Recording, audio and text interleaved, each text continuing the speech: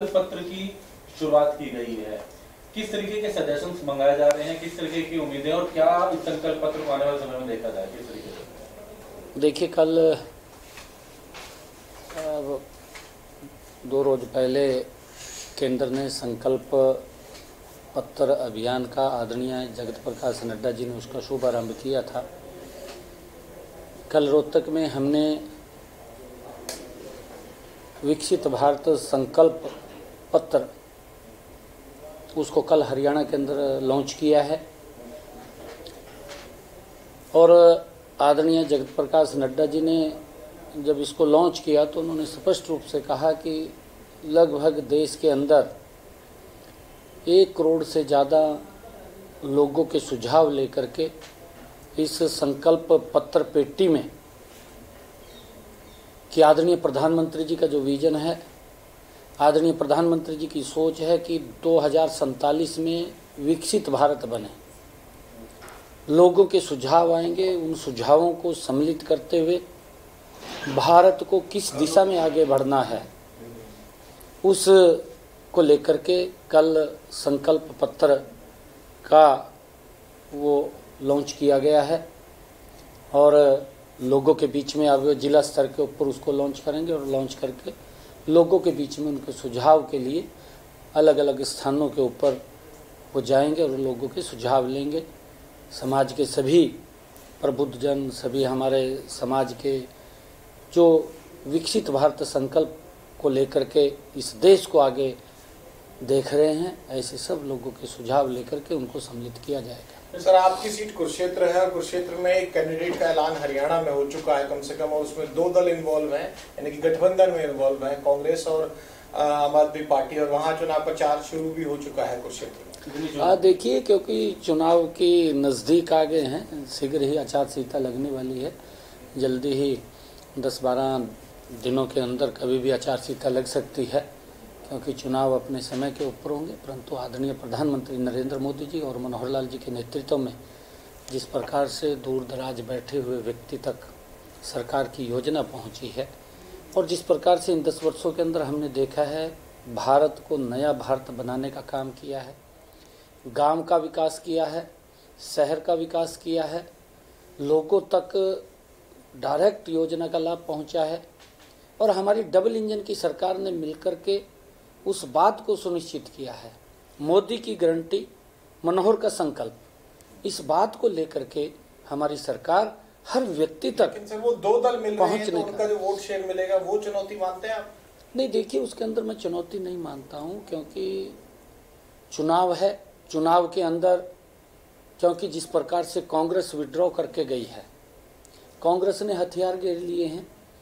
और हथियार घेरे हैं तो अपना उन्होंने कहीं और उस को टिकट दिया है, परंतु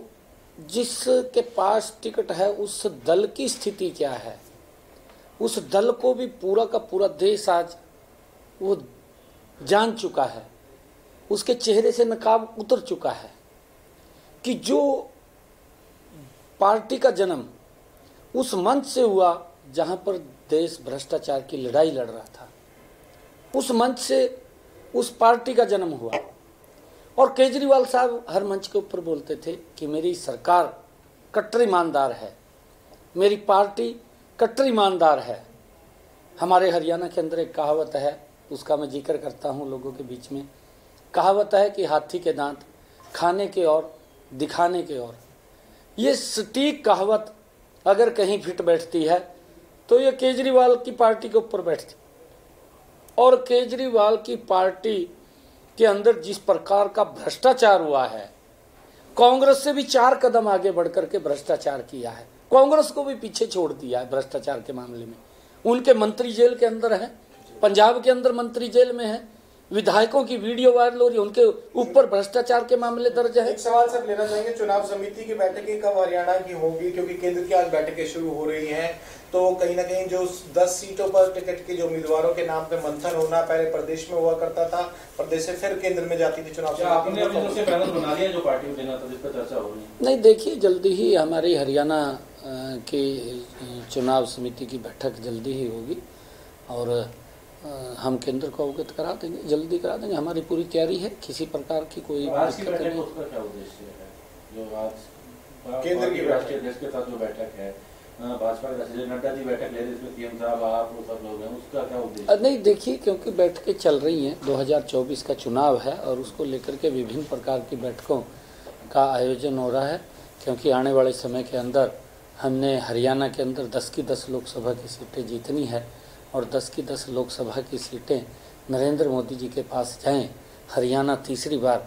आदरणीय प्रधानमंत्री जी को प्रधानमंत्री बनाने में एक भूमिका अदा करे, उसको लेकर के आज विधानसभा में भी बार बार कांग्रेस द्वारा एक नारे लगाए गए, पानी को लेकर के घेराव किया गया कि राजस्थान को हरियाणा ने पानी दे दिया। उन्होंने इस तरीके के नारे लगाए कांग्रेस में, जो 3 जिलों को पानी जा रहा है उसको लेकर के कांग्रेस कहीं ना कहीं मुद्दा बना रही है। वॉकआउट तक कर गई हरियाणा में कांग्रेस के जो नेता है विधानसभा में, क्या कहेंगे कांग्रेस के नेता? देखिए, कांग्रेस के पास मुद्दा नहीं है और जब मुद्दा नहीं है तो इस प्रकार का